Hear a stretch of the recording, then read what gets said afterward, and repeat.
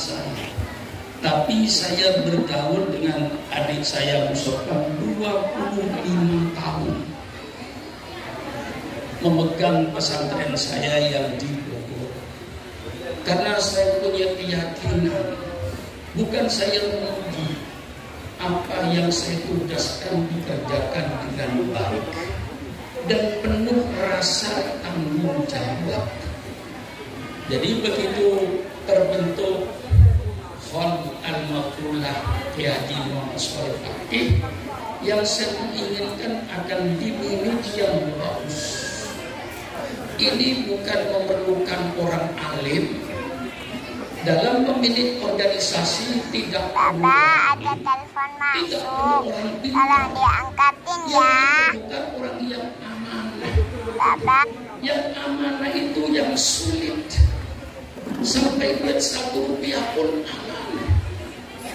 Kepercayaan daripada anggota ini. Dulu permintaan Bapak, ada telepon masuk. Adik Mustafa ini, selama keuangannya masih lemah, saya tanggung semua biaya khon. Setelah berjalan sekian puluh tahun, saya lihat keuangan ini ternyata bagus dikelolanya itu. Walaupun tentu kekurangannya banyak, tapi secara umum dikelola bagus. Lalu saya bilang, kasih subsidi. Siapa yang menerima? Dicoba dulu 5 juta. Berjalan sekian tahun 5 juta ini saya periksa lagi keuangannya. Tekor apa tidak? Ternyata bagus.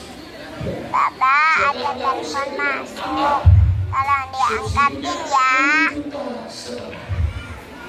Bapak, ada telepon masuk. Tolong diangkatin ya. Bapak, ada telepon masuk.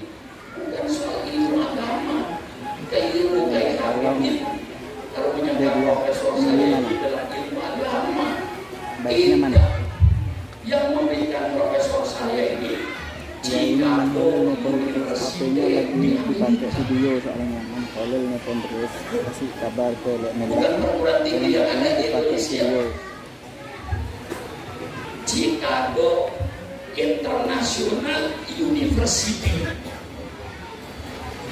Dengan dia mengungkap beberapa argumentasi, dia menyelidiki hidup saya di Jakarta ini mulai tahun 1976. Dia menyelidiki hidup saya di Jakarta. Di Jakarta dia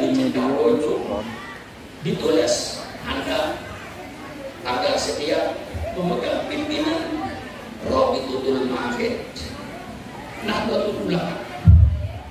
Dinilai ketika mengadakan muktamar, mengadakan musyawarah besar, dianggap saya sukses di bidang keuangan, sukses.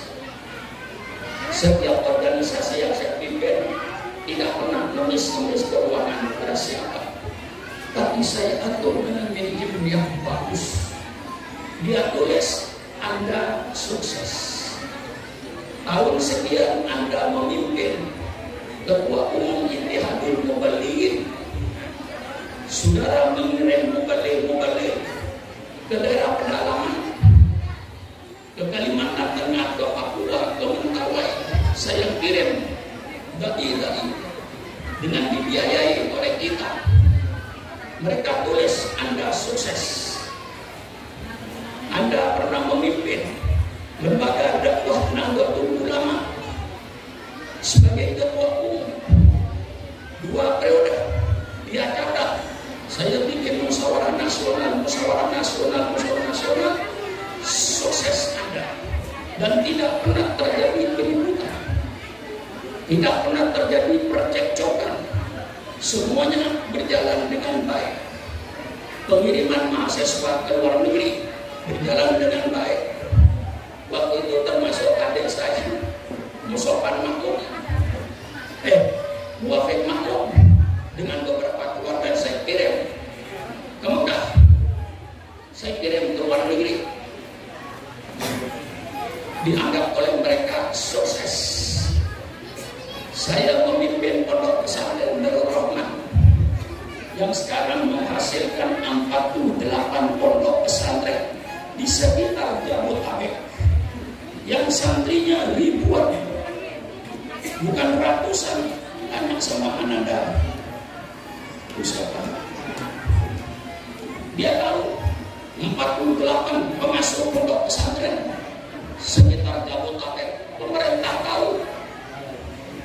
Chicago menilai ini manusia sukses mengatur administrasi organisasi, maka Anda berhak untuk saya hargai mendapat gelar profesor dalam soal manajemen.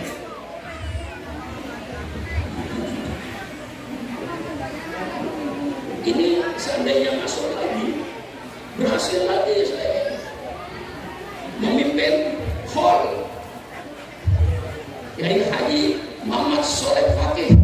Sekarang dana ternyata 215 juta kontan, 215 juta duit ada. Naudzubillah, seandainya Sultan Makmun mati, hall almarhum Kiai Muhammad Fakih 21 tahun lagi hall akan berjalan tanpa nulis-nulis biaya kepada siapapun saya. Silakan dinilai duit 215 juta ini adakan hal 21 tahun ke depan tanpa biaya. Siapa yang mau ngambil 10 juta? Ngambil 10 juta, ngambil 10 juta sampai 21 tahun. Alhamdulillah, saya mengatur organisasi ini bukan dari yang besar sampai yang kecil. Mestinya ini tidak usah saya yang memiliki, tapi setiap saya kontrol. Saya bilang kita mengeluarkan berapapun saja berani, asal masuknya lebih daripada pengeluaran. Sopan, keluarkan. Kalau perlu 20 juta, siapa yang terima? Tapi dengan syarat masukkan duit 25 juta atau 30 juta. Jangan mengeluarkan 20 juta, masuk 10 juta, 3 tahun bangkrut. Manajemen bukan tidak pakai aturan. Dan saya tetap, kalau ada saudara yang mau ambil alih keuangan, persilakan. Jawab, Hamid, silakan. Siapa yang mau ambil? Misalnya, siapa yang mau ambil? Persilakan. Tidak usah terikat dengan selama ini saya percaya amanah. 25 tahun kumpul dengan saya serahkan segala-galanya kepada dia. Beres, laporan beres. Saya percaya bahwa ini nanti saya tunjuk untuk pegang keuangan. Ternyata alhamdulillah dengan segala kekurangannya sekarang ada 215 juta. Saya tambah. Nanti pergi ke rumah saya tambah 200 menjadi 220 juta. Saya tambah 5 juta. Mengapa? Asal khotbah itu berjalan dengan baik. Alangkah indahnya pada hari ini. Alangkah indahnya pada hari ini. Ini alangkah berbahagianya almarhum Kiai Haji Muhammad Fakih dan Nyai Hadiah wa usulihi wa furu'ihi. Kalau kita sudah kata wa usulihi wa furu'ihi, sudah bisa disebut, sudah masuk semua itu. Wa furu'ihi, Kiai Haji Muhammad Fakih itu perbuatannya, dia kepedulian kepada masyarakat ada. Buktinya beliau membangun 3 masjid yang langsung biaya pribadi, bukan minta bantuan, minta sumbangan, termasuk injilan, napo, dan termasuk jeremuan. Itu dulu masjidnya dibangun oleh Kiai Haji Muhammad Fakih pribadi. Itu berarti mempunyai kepedulian sosial. Ini yang penting, supaya anak cucunya meniru, mempunyai kepedulian sosial. Saya dulu ketika di pesantren ditanya oleh kiai saya, santri dikumpulkan, siapakah orang penting itu? Ada yang menjawab orang penting itu pemimpin. Kata kiai saya, salah. Yang lain menjawab lagi, orang penting itu kiai. Kata kiai saya, salah. Dijawab oleh yang lain, barangkali benar. Orang penting itu orang kaya. Salah. Kamu semua tidak tahu orang penting di dunia ini. Kemudian keluarlah kata-kata hikmah dari lidah beliau. Apa kata beliau? Orang penting itu orang yang mementingkan kepentingan orang lain. Itu orang penting. Biar kiai alim, tapi tidak peduli dengan masyarakatnya, tidak peduli dengan sekitarnya yang tidak makan. Hanya kiai yang makan sendirian. Di belakang rumahnya anak-anak yatim tidak makan. Di samping rumahnya ada janda tua tidak makan. Tapi kiainya tidak peduli. Diundang tahlilan kagak datang. Disuruh ngaji kagak mau.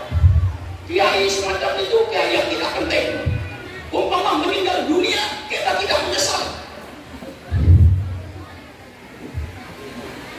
Saya tegaskan, orang kaya hanya kaya pribadinya, tidak pernah bertanya di belakang rumahnya ada anak yatim kelaparan enggak, ada tetangga enggak yang kelaparan. Selalu saya nasihatkan kepada anak saya, baik yang ada di wilayah, yang ada di Pekalongan. Apa kata saya ke Ramadan? Jangan kau makan enak-enakan di pesantren. Lihat tetangga pondok itu, ada yang gak makan enggak?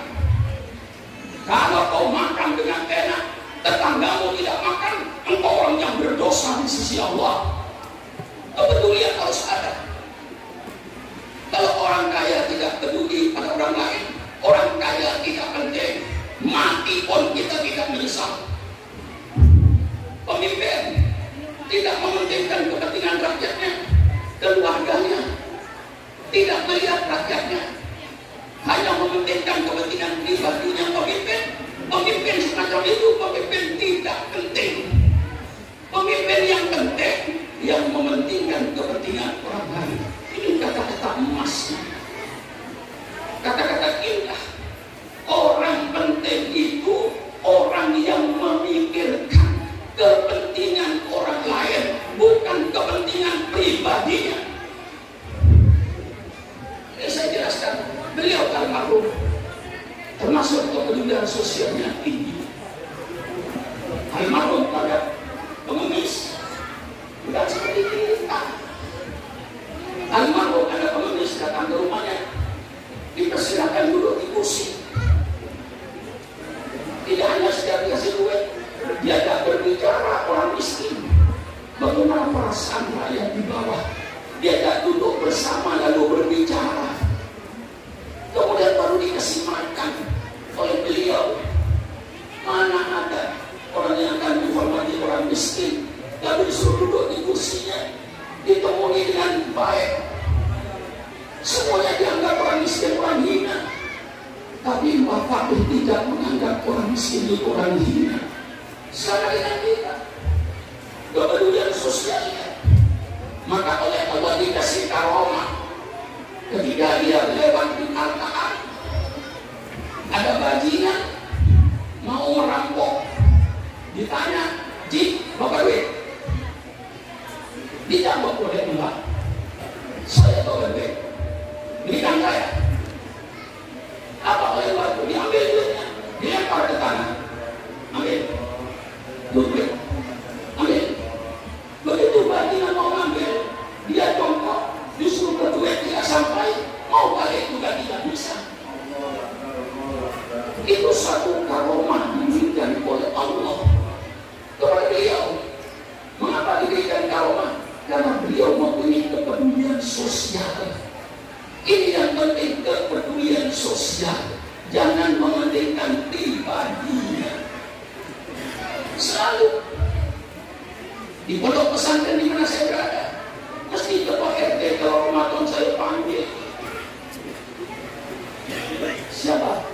fakir yang miskin.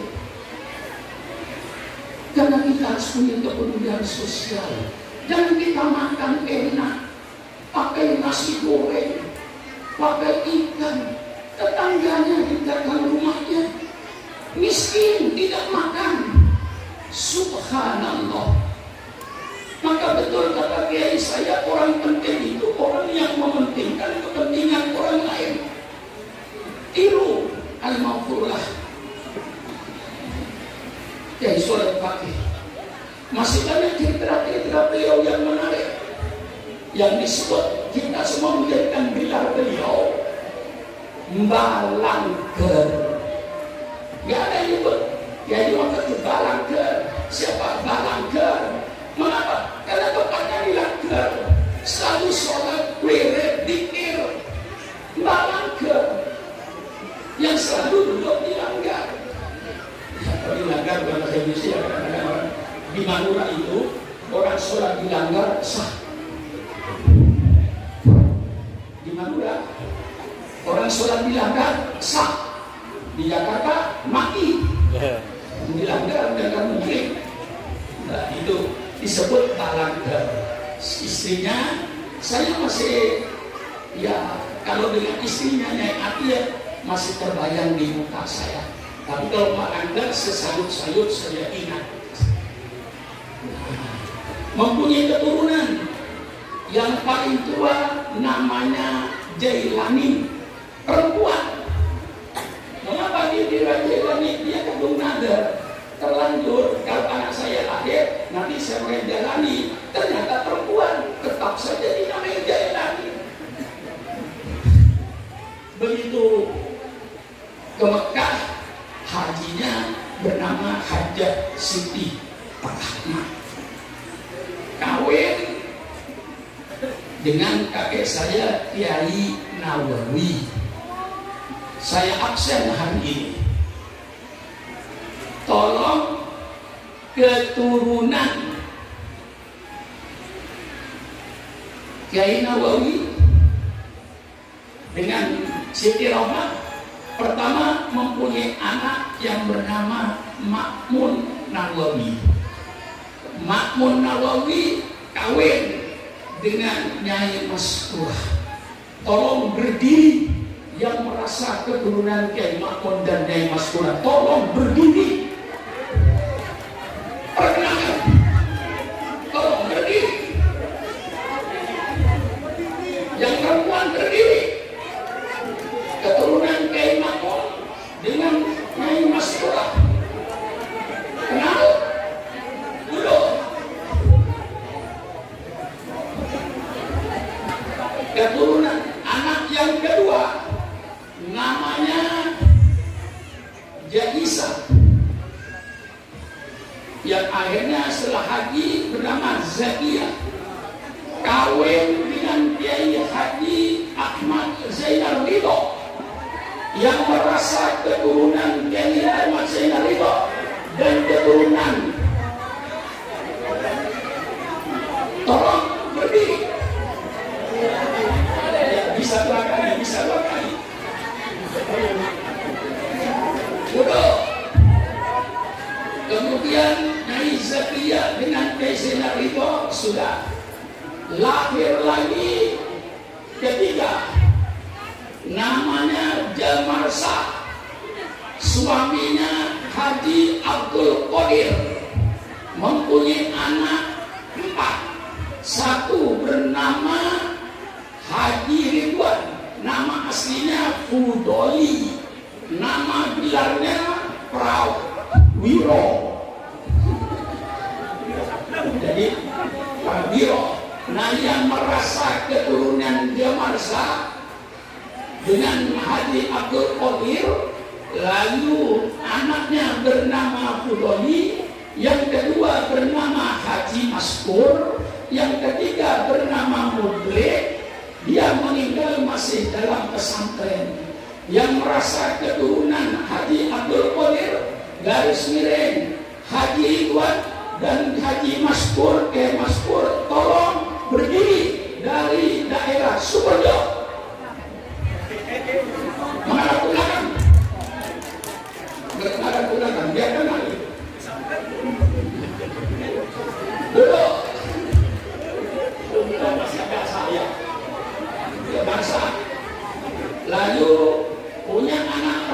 lagi Kiai Solopage sama Jamarna. Jamarna ini kawin dengan Haji Rifai. Haji Rifai yang merasa keturunan Jamarna dan Haji Rifai, tolong berdiri. Masih ada ya? Dan bro, untung masih saya hafal. Jadi yang merasa turunan Jamarna. Lalu anak yang terakhir namanya Jamarsum, Kiai Haji Muhammad Munir, yang merasa keturunan Kiai Haji Muhammad Munir, persilakan berdiri.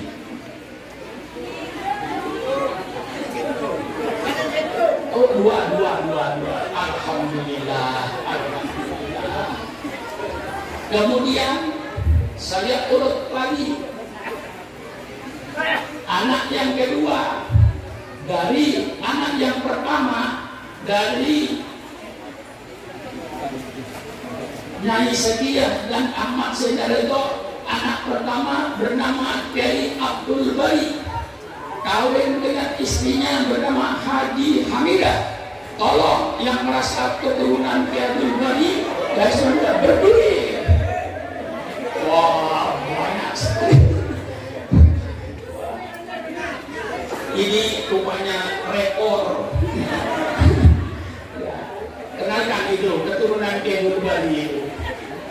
Yang Nyai Atika kawin dengan Kiai Haji Abdul Muni Sumber Paman, yang merasa keturunan Nyai Atika garis miring Kiai Abdul Muni, tolong berdiri.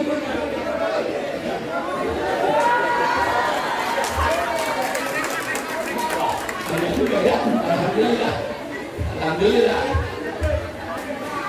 Keturunan Nyai Jamiah dengan suaminya Kiai Haji Al-Haq harap berdiri, Surabaya.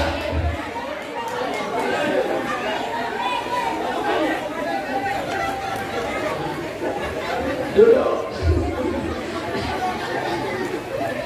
Nyai Jamiah keturunan Kiai Mughthar.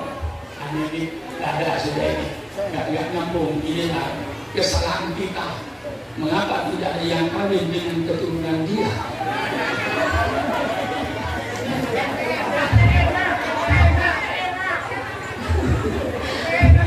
Ya, tidak diterima itu begini. Kalau melamar itu jangan datang sendiri.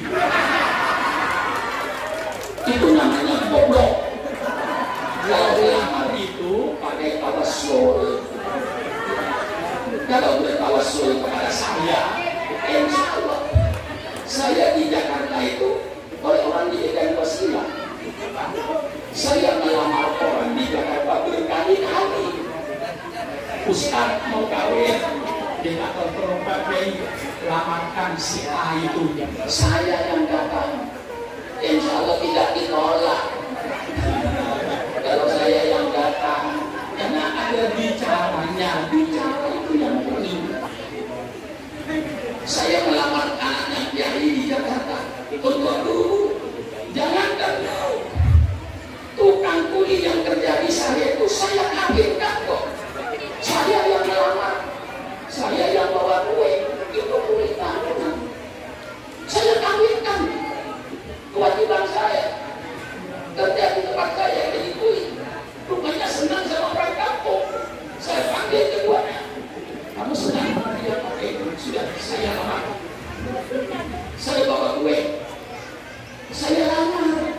Itu kadang-kadang yang sering ditolak itu nyolong sendiri. Tolong nanti kalau dari Sukarnakon siap menjadi wasilah. Ya, siap jadi wasilah. Maka pinorengnya kenceng aja. Ternyata aja kencengnya. Gak bini itu pas rendangnya nikmat. Karena kurus lama. Berapa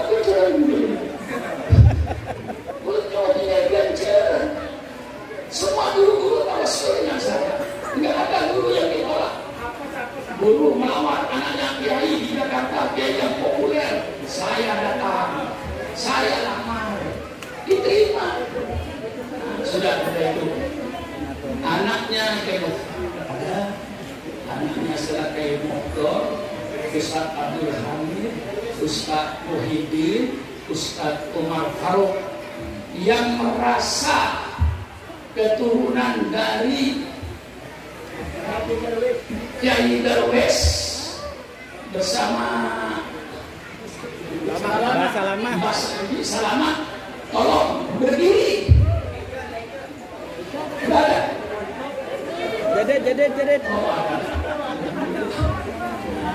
Alhamdulillah, keturunan Kiai Bakir bersama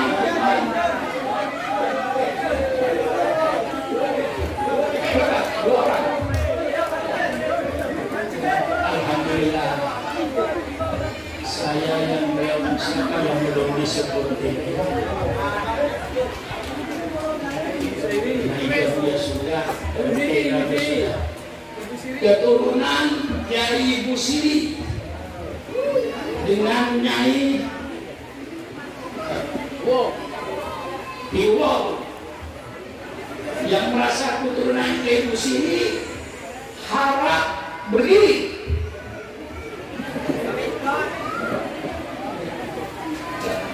Sudah yang merasa keturunan Kiai Khalid dengan Nyai Khalidiyah berdiri. Yang merasa keturunan Kiai Khalid bersama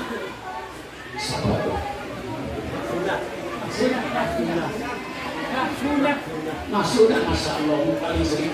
Ini orang tua itu begitu. Wajahnya Nyai Masuna itu ada di muka saya. Namanya juga memang nggak mau keluar, itu ada di dalam sini. Mau terlalu sulit saja. Yang merasa keturunan Nyai Masuna, Nyai Masuna harap berdiri. Yang merasa keturunan Nyai Asmadia dengan Bapak Sahawi berdiri. Tidak ada ya? Tidak ada. Siapa lagi? Yang merasa keturunan Kiai Abdullah Habib Quran bersama istrinya Nyai Buhiriyah, tolong yang merasa keturunannya berdiri.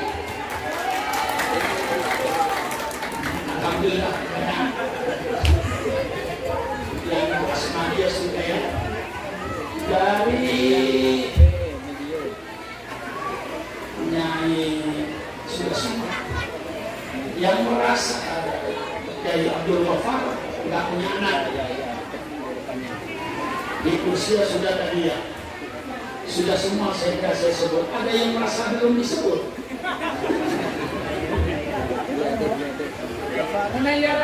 Oh, Nyai Munayyara dengan suaminya bernama Bapak Abdul Rahman, tapi sering disebut Bapak Yayin Sastro. Mana yang merasa keturunannya? Ada? Oh, ada. Alhamdulillah. Ya, baru sekarang diaksen. Ya, saya kira tidak usah terlalu panjang, saya mengingatkan saja, kita ini harus ingat dari mana dan akan kemana. Itu yang penting. Kalau tahu dari mana dan akan kemana, itu tinggal dipersiapkan bekalnya. Sudah tahu dari Madura ke Jakarta, supaya selamat dan perjalanan, siapkan kebutuhan. Dan kita dari mana dan akan kemana kita ini, saya akan ungkapkan menurut Al-Quran. Kaifa takfuruna billahi wa kuntum amwatan fa ahyakum thumma yumitukum thumma yuhyikum thumma ilaihi turja'un. Bagaimana kalian kok bisa kafir terhadap Allah? Ilmu apa yang membuat kau jadi kafir? Pengalaman apa yang engkau menjadi kafir? Hai orang-orang kafir, tolong jelaskan mengapa engkau kafir. Kalau kau tidak mau menjelaskan, Allah jelaskan. Wa kuntum amwatan fa ahyakum tsumma yumitukum tsumma yuhyikum tsumma ilaihi turja'un. Kalian dahulu adalah barang mati, kemudian Allah hidupkan kalian jadi manusia. Allah matikan lagi, Allah hidupkan lagi. Wa kuntum amwatan, engkau itu adalah barang mati. Makanan yang dimakan ini semuanya barang mati. Nasi barang mati, tempe barang mati, tahu barang mati, jeruk barang mati, semua makanan ini barang mati. Allah masukkan ke perut kita, perutnya Masturah dan perutnya Kiai Makmun. Kemudian barang mati itu dikelola oleh perut ini. Perut ini bukan satu pabrik yang luar biasa, keagungan dan keajaiban. Kalau pemerintah bikin pabrik vitamin, gedungnya besar, karyawannya ribuan, dan yang mau dimasukkan pabrik diseleksi dulu. Ini vitamin apa? Vitamin apa? Vitamin apa? Subhanallah. Kita tidak usah bertanya kalau itu mengandung vitamin apa, wortel itu mengandung vitamin apa, timun itu mengandung vitamin apa, daging ayam mengandung vitamin. Tidak usah tanya. Asal Allah halalkan, makan. Subhanallah. Masuk di perut, apa mesinnya? Nggak ada besi, nggak ada strom listrik, cuma usus, babat. Subhanallah. Subhanallah, maha agung Allah untuk menghancurkan, diciptakan gigi, hancurkan oleh gigimu sampai makan itu hancur sehancur-hancurnya, lebih hancur dari bubur, supaya perutmu sehat sehingga usus tidak terlalu berat. Semuanya sudah hancur, campur dengan air empedu kimianya. Jadi vitamin A, vitamin B, vitamin C, vitamin D, vitamin E, vitamin K, dan seterusnya langsung didistribusikan oleh darah. Vitamin A masuk ke mata supaya matanya jeli kalau melihat. Vitamin C masuk ke lidah, masuk ke bibir supaya tidak sariawan. Vitamin D, vitamin E ke kulit untuk menjaga panas matahari. Vitamin B dan lain-lainnya masuk ke otot-otot supaya ototnya kuat. Subhanallah, subhanallah. Ampasnya pabrik, limbahnya pabrik, keluar otomatis. Yang cair lewat depan. Yang benar, yang benar. Subhanallah, suatu keajaiban di luar perhitungan otak manusia. Kok bisa? Nah, lebih istimewa lagi, perut ini menghasilkan satu yang tidak bisa dihasilkan oleh teknologi manapun saja, yang bernama sperma, yang bernama air mani. Persilakan Amerika kau bikin pabrik air mani, persilakan Jepang kau bikin pabrik air mani, tidak akan bisa kau bikin sperma. Hanya Allah dengan perut yang dia ciptakan, ini bukan satu pabrik yang memproduksikan namanya sperma air mani. Subhanallah, keagungan Allah, keagungan Allah. Setelah itu masuk ke rahim ibu. Setelah masuk ke rahim ibu, diproses dalam rahim ibu. Thumma khalaqnal nutfata 'alaqatan, fa khalaqnal 'alaqata mudghah, fa khalaqnal mudghata idghama, fa kasawnal idghama lahma, thumma ansha'nahu khalqan akhar, fa tabarakallahu ahsanul khaliqin. Sperma masuk ke rahim ibu, sekian minggu jadi segumpal darah, sekian minggu menjadi segumpal daging, sekian minggu 40 hari. Thumma ansha'nahu khalqan akhar. Tadi sperma yang menjijikkan sekarang menjadi makhluk baru yang berupa anak kecil kayak jari ini. Kepalanya ada, tangannya ada, kakinya ada, belum sempurna. 5 bulan, 6 bulan, 7 jadilah sukron makmum. Hei, keturunan Mbak Fakih, wanita-wanita yang cantik-cantik di belakang, kau jangan sombong karena cantiknya. Bagaimanapun cantikmu, mukamu cantik, sadarlah bahwa engkau dulunya tempe.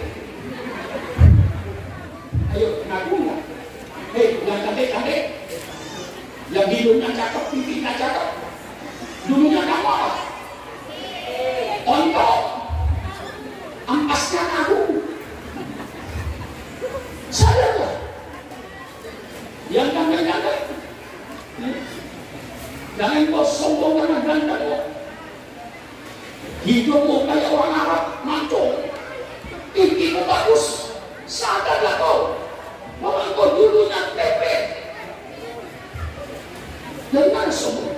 Kata turunan ini, kamu kau bisa ikan terhadap Allah. Ini kejadian keluar dari bayi, masuk TK, masuk SD, masuk SMP, dan dewasa. Allah peringatkan kepada kita semua, usikum wa iyaya binafsi bitaqwallah. Usikum wa iyaya binafsi bitaqwallah. I'lamu annamal hayatud dunya la'ibun wa lahwun. Ketahui oleh kalian bahwa hidup di dunia ini cuma permainan. Mengapa Allah memilih kata-kata permainan? Kenapa tidak mengambil contoh yang lain? Hidup itu cuma permainan. Mengapa Allah bilang permainan? Karena orang bermain itu tidak selamanya pasti berhenti. Tidak ada orang bermain terus menerus. Bermain terus menerus tidak ada, pasti berhenti. Dan orang bermain itu yang memiliki lupa. Lahibun walahibun. Nah ini yang sering. Nah ketika jadi manusia oleh Allah dikasihkan kau, mainlah kau di permukaan bumi. Ada yang bermain di bidang pertanian, persilahkan. Ada yang bermain di bidang perdagangan, ekonomi, persilahkan. Ada yang bermain di bidang kepegawaian, jadi pegawai negeri, persilahkan. Ada yang bermain di bidang politik, jadi bupati, jadi anggota DPRD, jadi gubernur, jadi anggota DPRD, jadi presiden, jadi menteri. Semuanya itu permainan sementara. Tidak akan lama. Kau jadi presiden, tidak akan lama. Paling 10 tahun kau jadi presiden. Kau jadi gubernur tidak sama, tidak lama. Kau jadi bupati tidak lama. Kau jadi DPR tidak lama. Suatu ketika pasti berhenti kau bermain. Quran diturunkan oleh Allah untuk memberikan petunjuk dari segala macam permainan. Allah kasih tunjuk caranya bermain. Ini peraturan bermain. Kau bermain dalam rumah tangga. Allah bicara soal rumah tangga. Mengapa Allah bicara soal rumah tangga? Supaya suaminya, istrinya, anaknya berakhlak Al-Quran.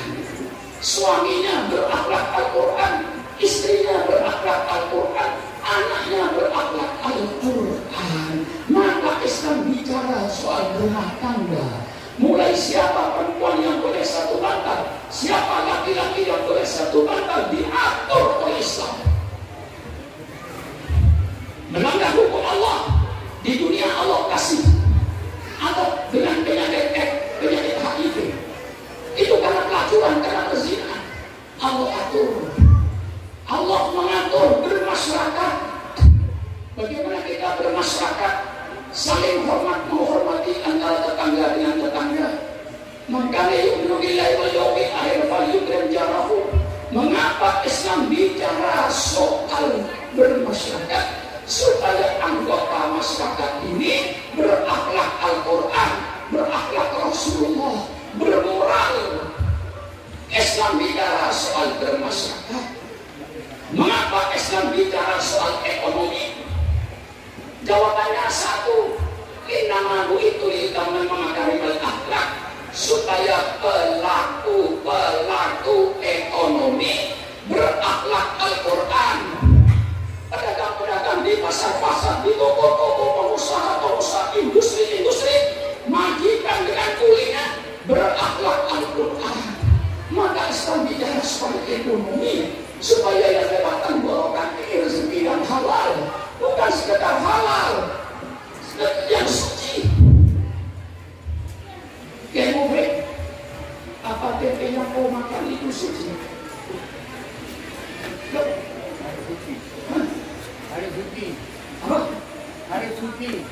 Kau tahu kalau suci? Ketika mencuci kedelainya, airnya suci nggak? Kiai Muhyiddin, tahu yang Kiai makan suci apa tidak? Hah? Kau tahu? Kalau yang bikin tahu, ketika tahunya digiling, tikus jatuh ke bawah, tidak diangkat, langsung digiling, najis tahu itu. Kau makan tahu najis, bukan marah, masih tahu. Supaya sadar begitu. Kita makan bukan soal halal, tempenya halal, kedelainya halal, tapi proses bikin tahu dan bikin tempe, airnya suci nggak? Ketika tahu digiling, suci nggak? Kalau ada tikus jatuh, kira-kira diangkat tikus atau digiling sekalian? Siapa yang bikin itu? Maka Pak Santri pakai pau untuk bergerak di bidang ekonomi. Kita bikin tempe sendiri, bikin tahu sendiri, yang pasti suci. Ini mengingatkan begini, mungkin nggak banyak itu. Tahu beli, digoreng, makan, agak najis. Mungkin najis, ya mungkin suci. Siapa yang mengerjakan, yang mengelola itu? Orang tahu najis nggak? Yang bikin di rumah orang tahu najis nggak? Islam bukan sekedar suci, bukan sekedar halal dan suci yang masuk di tenggorokan ini. Itu baru bicara soal ekonomi. Islam bicara soal politik. Yang melarang kiai bicara politik dulu Belanda yang melarang itu. Kiai jangan bicara politik di Mesir, jangan bicara politik di pengajian. Belanda yang melarang kiai bicara politik. Kalau sekarang di Indonesia masih ada orang yang melarang kiai bicara politik, itu berarti keturunan Belanda. Saya terbuka, masih banyak keturunan Belanda itu. Persilakan kiai bicara politik di Mesir, bicara politik. Sukarno yang nyuruh, yang mau melarang berhadapan dengan Sukarno. Kiai bicara politik. Kalau kiai tidak mau bicara politik, berarti kiai sudah menyerahkan negara kepada orang lain. Kalau kiai masih punya rasa tanggung jawab terhadap bangsa dan negara, kiai harus bicara politik. Tapi politik Al-Quran, politik sunnah Rasulullah, bukan politik kayak sekarang ini. Politik buang, politik kebohongan, politik ketidakadilan, politik keboliman. Islam tidak punya musuh. Kristen bukan musuhnya Islam, Hindu bukan musuhnya Islam. Islam musuhnya keboliman, Islam musuhnya ketidakadilan. Inilah musuh Islam yang harus kita gempur dengan cara yang sehat. Tidak ada kiai oposisi itu, kiai amar ma'ruf nahi munkar. Baik ada di struktural pemerintahan atau di luar pemerintahan, kiai sama amar ma'ruf nahi munkar. Mengapa Islam bicara politik? Supaya pelaku politik berakhlak, bermoral. Jelas ini. Ya amin. Jangan bilang tidak boleh bicara politik. Serahkan negara ini kepada bajingan-bajingan itu. Mari kita bicara politik Quran. Ayat politik terlalu banyak di Quran, kiai. Kok kiai dilarang berpolitik? Yang melarang politik itu Belanda. Mengapa Belanda melarang? Karena Belanda ingin menguasai Indonesia sampai kiamat. Maka kiainya dilarang bicara politik. Saatnya baru lama bicara politik Al-Quran. Al-Quran bicara politik. Kita mengenal kata-kata baldatun thayyibatun wa rabbun ghafur. Ini dari Al-Quran.